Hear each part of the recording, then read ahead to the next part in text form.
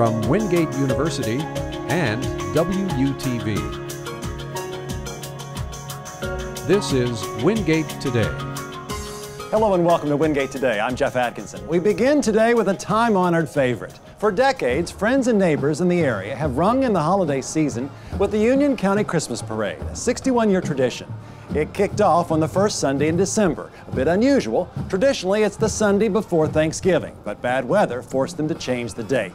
We welcome now the newest member of our team, Sharon Foote. Sharon, this event's almost old enough to be on Social Security. But this parade is definitely not ready for retirement yet. Let's go back to 1953. Dwight Eisenhower was President of the United States. Cost of a first-class postage stamp was 3 cents.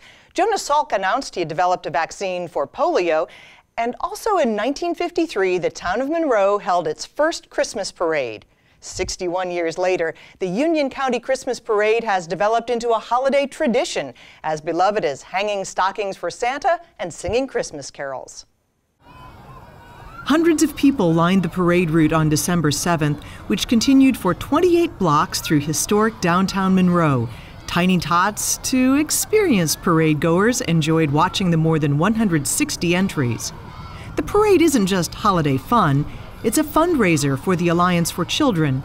Kim Wolf is the agency's community education coordinator and has organized the parade for 7 years. We're really excited. It's a beautiful day. We have a large crowd of people. The Alliance for Children is a nonprofit which provides more than a dozen programs for children from birth to age 5, helping families with issues such as health, education, and emotional support. This year's parade had to be rescheduled because of bad weather on November 23rd.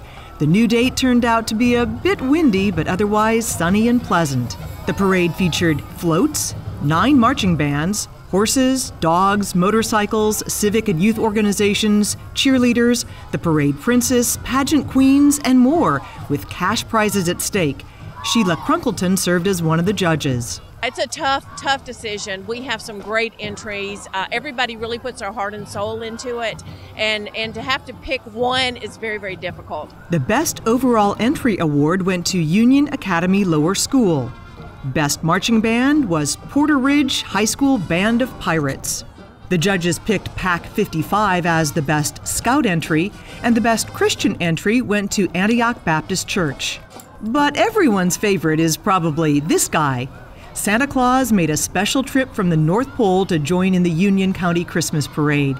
It turns out Santa also helps with a local organization called In Reach. In Reach is a program that serves individuals with intellectual disabilities. We help them in a variety of different services. It could be teaching home skills, independent living skills, or job skills.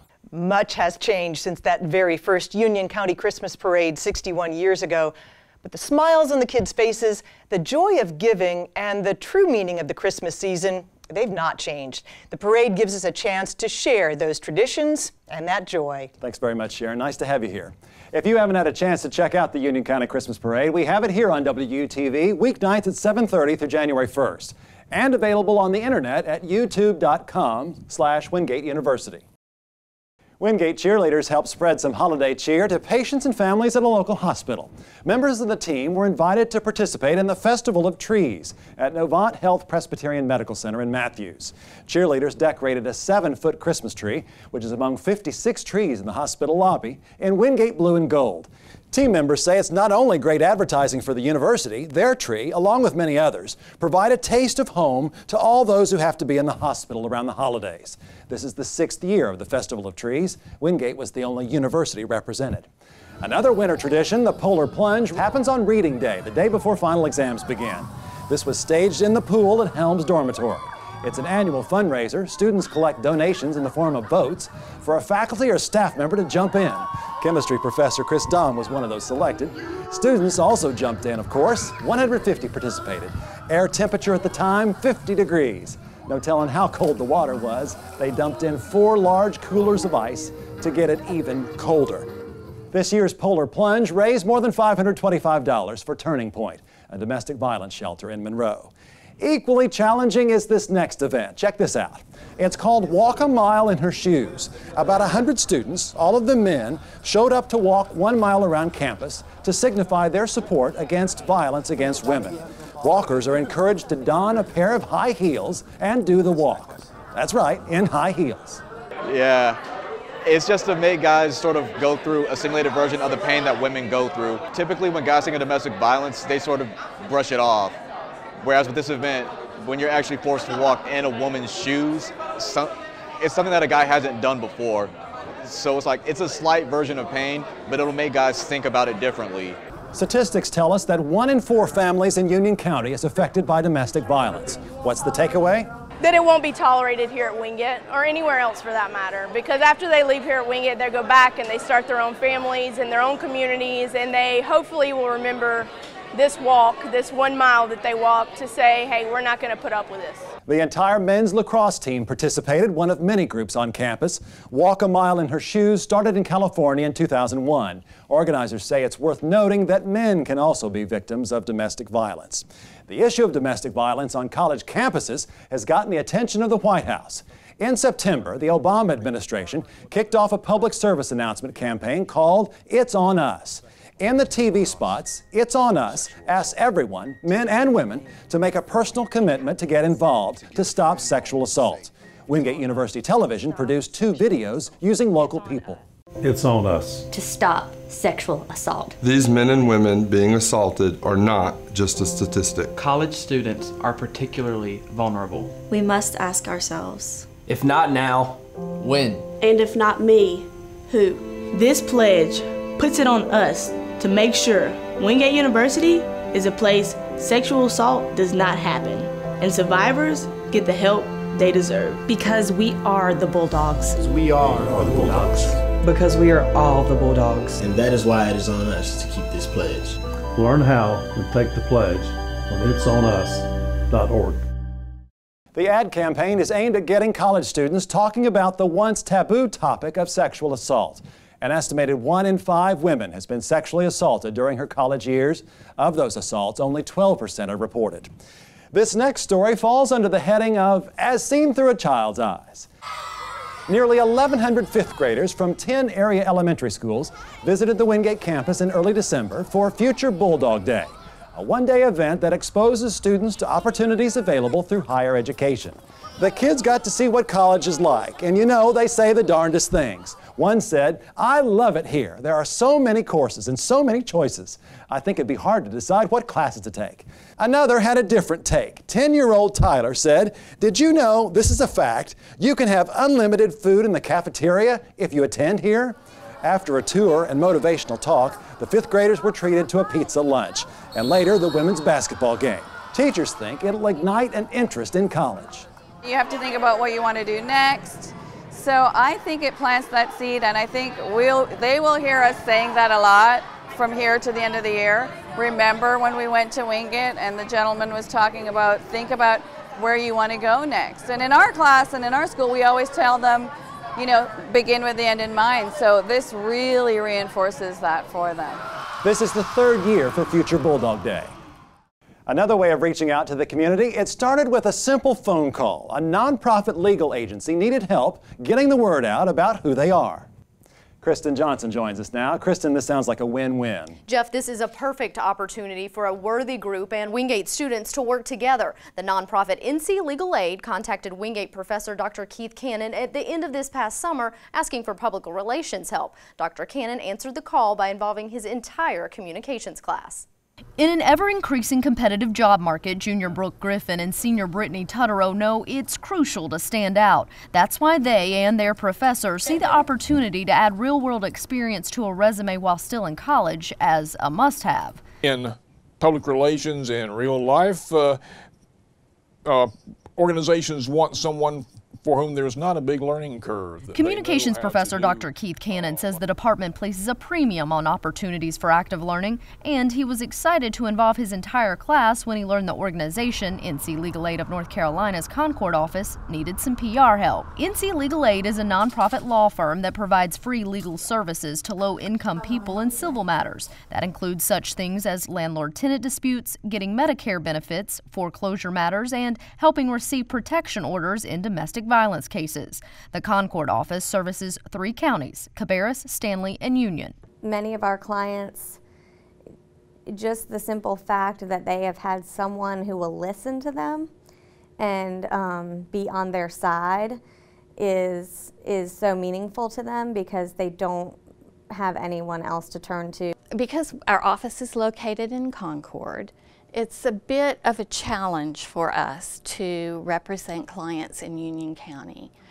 You know, we do a lot of contact with clients by phone, but it's harder for us to get the word out that we're here. People currently learn about services the organization provides through a hotline, word of mouth, or advocacy groups. But in a digital age, Judy Newbold wanted to task students with reaching more people through social media, along with more traditional forms of advertising like TV and radio. And we basically rotated students around a couple of times over kind of a variety of projects. I thought it was exciting just because it's something that we're going to have to do when we leave Wingate. I think it was really important to work with a real person because I've written news releases for classes, but it was a lot different to write it for somebody who is expecting something from it and knows what they want. Newbold says it was a challenge going from helping clients to becoming a client, but calls the experience a win-win. Dr. Cannon sees it the same way. Students get to put what they're learning in class into action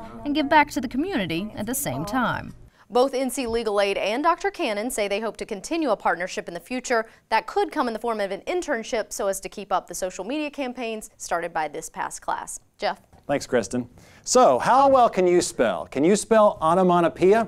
Some of these folks can. Welcome to the Adult Spelling Bee held in Laverne Banquet Hall in November. Just like the popular kids version held in Washington, D.C., only this one features folks who spent a lifetime of spelling.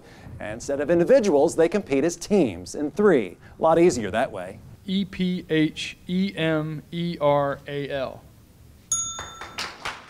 15 groups from Union County set representatives, churches, civic groups, and businesses. There was even a student team from Wingate. First place went to Logo Files, a team from Jars and Waxhaw. They correctly spelled the word impugn to win the coveted Beatrice Trophy. The Bee raises money and awareness for the Literacy Council of Union County.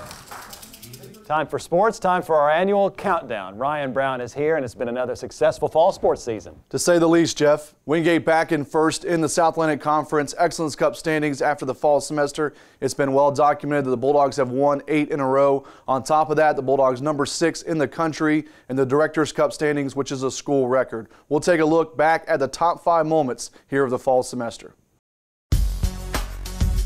At number 5, it's football, beating Marshville in their final home game to clinch a winning season on Senior Day. The Bulldogs took a 24-0 lead into halftime thanks to 2 touchdowns from Nestor Lantigua and another from Jordan Berry.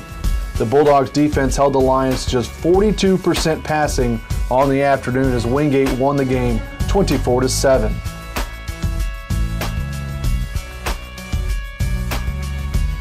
Number 4 is women's cross country winning their 2nd straight SAC championship meet. The Bulldogs were led by sophomores Alyssa Johnson and Morgan Nair, who finished 4th and 7th respectively. Wingate went on to finish 3rd in the NCAA regionals, which qualified them for another trip to the national meet. Checking in at number 3 is men's soccer clinching a SAC regular season title at home against LMU. The Bulldogs got 3 second-half goals, 2 from Axel Jewell and another from Charlie Machel to put the game away and send the Bulldogs into a championship celebration on their home field. Number 2 is women's soccer winning their 2nd SAC tournament title in a row. Wingate tied the game late in the second half, and after a scoreless overtime, the game went to penalty kicks. Wingate buried all 3 of their chances, while senior Ashlyn Hardy saved all 3 of the Lenore Rhine attempts to seal the title for the Bulldogs in 2014.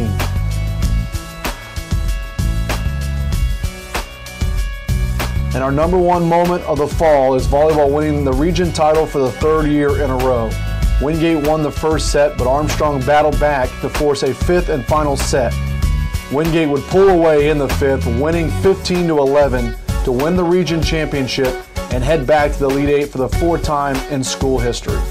For Wingate Today, I'm Ryan Brown. It began as a way to promote school pride, and now it's taken off. The Blue and Gold Friday Challenge. Similar to the ALS Bucket Challenge, groups on campus challenge one another to produce a video promoting WU's Blue and Gold Friday, a day you're encouraged to wear the school's colors. If a group fails to complete a video within 1 week, then that group has to pay the group that issued the challenge. And the competition to make the best video is heating up. Look at what faculty at the biology department created. We got spirit, yes we do. We got spirit, how about you? And check out the admissions office contribution. So we've got a great idea.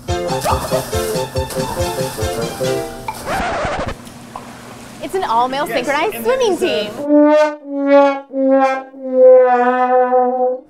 You can find the videos on Wingate's YouTube channel. What video will be next? Stay tuned. Coming up next on Wingate Today, they can sometimes operate in silos, how two groups in healthcare are bridging the gap. And later, the power company sure loves him, and kids do too. Meet a local man who loves to share the joy of the season with others. We'll be right back. Urban Ministry Center in Charlotte is asking Wingate University to help with its holiday wish list. UMC is an interfaith organization dedicated to assisting folks in the area who are struggling with homelessness. To take part in the holiday wish list, here's what you can do. Help our neighbors reach out to family, bring cards and stamps, everything a client might need to send a card to a loved one to celebrate the holidays. Help our neighbors stay warm in the winter. Donate socks, hats, and gloves. Help a neighbor get exactly what they need. Donate gift cards to Walmart, Target, Family Dollar, Food Line, Harris Teeter, Bojangles, and McDonald's. For more information, contact the Urban Ministry Center at 704-347-0278 or go to their website, urbanministrycenter.org. Thank you and happy holidays from Wingate University.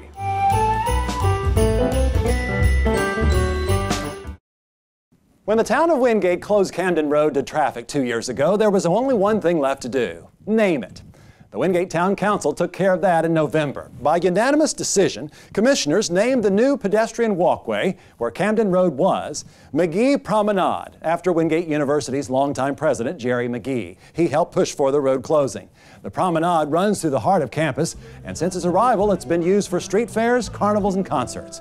The town plans to install street signs with the new name in the new year.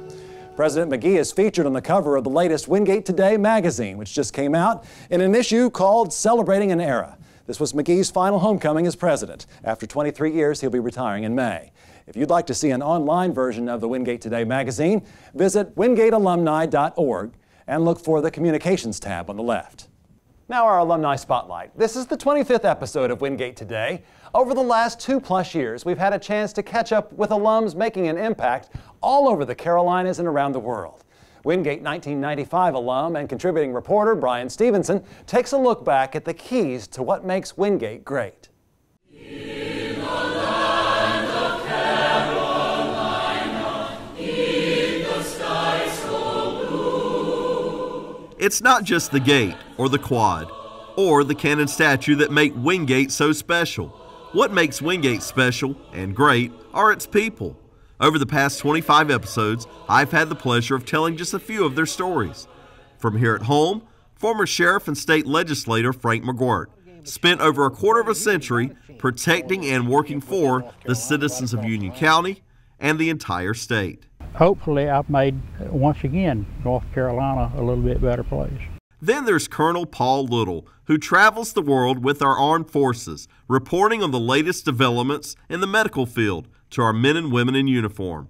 Colonel Little's mother, Edna Pearl, also had an impact here at Wingate as a teacher. He gave back to Wingate by starting a scholarship in her memory. I knew it was important to preserve that type of memory of my mother here on campus, and how better to do that than to help sponsor people who are from my home county of Anson County. Frank Cass-Stevens' leadership in the arts at Benton Heights Elementary in Monroe brought that school a prestigious Kennedy Center honor. Joe Piver lives in Nashville and helps promote Christian concerts across the country. Cole Art got married and earned his master's in mathematics and looks forward to becoming a dad in 2015. I caught up with Wingate alum Chris Berkey, who is coaching the next top NASCAR pit crew stars at Hendrick Motorsports. Dr. Thomas Kuntz has made a difference in a lot of ways. He has given over $4 million worth of free surgeries to those who couldn't afford it. He has also given back to his alma mater. The university said thank you for his generosity by naming the basketball court in his family's honor. Greatest thing about Tom Kuntz is that it's never about him. One of the most inspirational people I've met is Francina Hallrus. She serves as CEO of a company that protects our country's nuclear infrastructure. She also runs a foundation in honor of her late father that helps children in her home area of Burke County. I didn't know how it was going to go, but the community and the children rose up to meet me, and it's exciting. I'm so happy to be able to share in the blessings and give back to my community in a way that honors my father. Finally, there's Joel Barham, who owns a successful food brokerage company, Sell Ethics Marketing. He bases his company's foundation on biblical principles. A lot of his character development was formed at Wingate. You knew pretty much from the day I walked on campus, I knew they loved me. I knew they really cared about me. It was more than just the money. They cared about people. There are many more stories I could tell, just not enough time to share them all. But their stories have a common thread that this great university teaches to all who call Wingate University home: faith, knowledge, and service. For Wingate Today, I'm Brian Stevenson.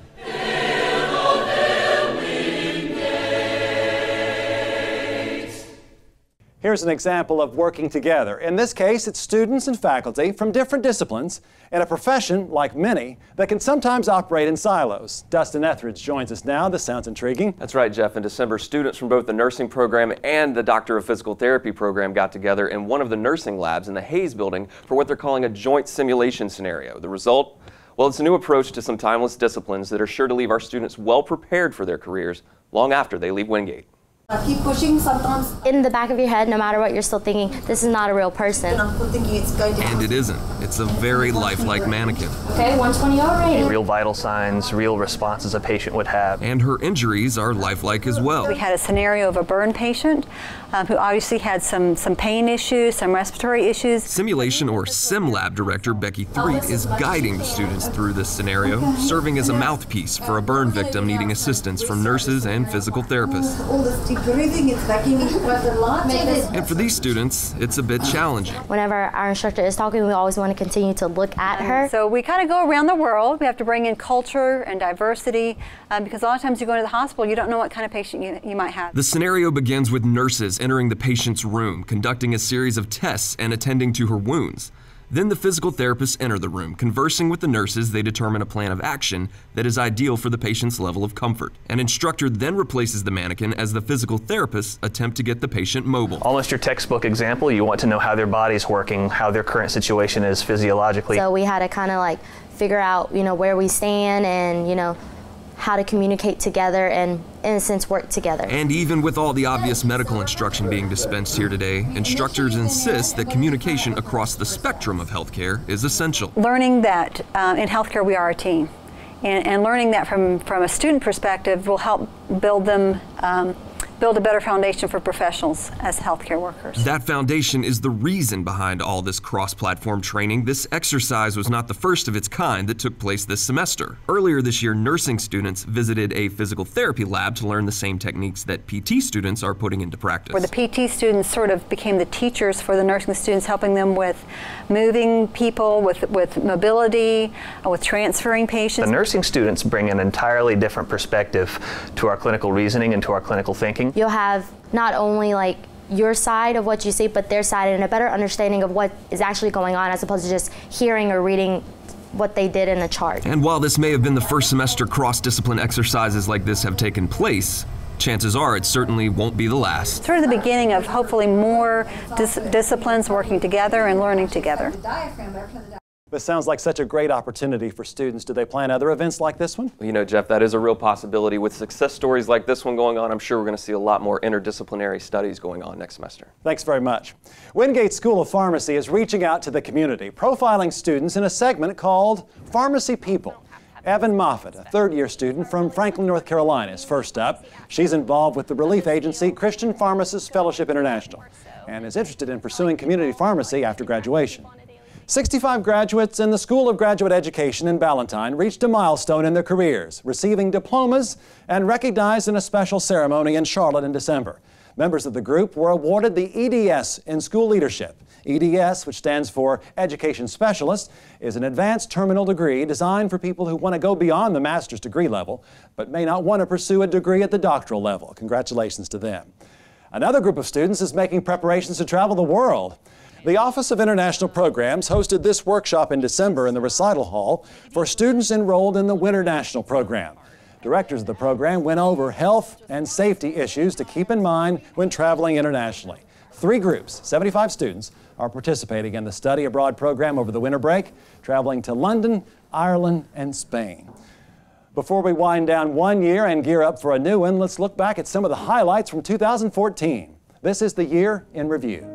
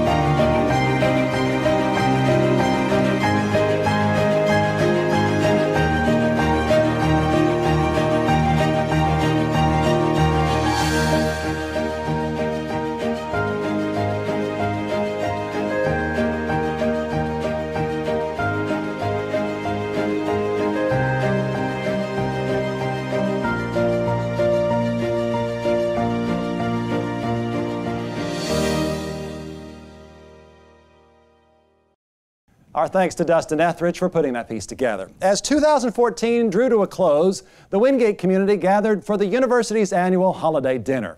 One photo from that night we want to share. President McGee gathered with the 2014 presidential ambassadors. This is a select group of students who serve as hosts for the president at special university functions.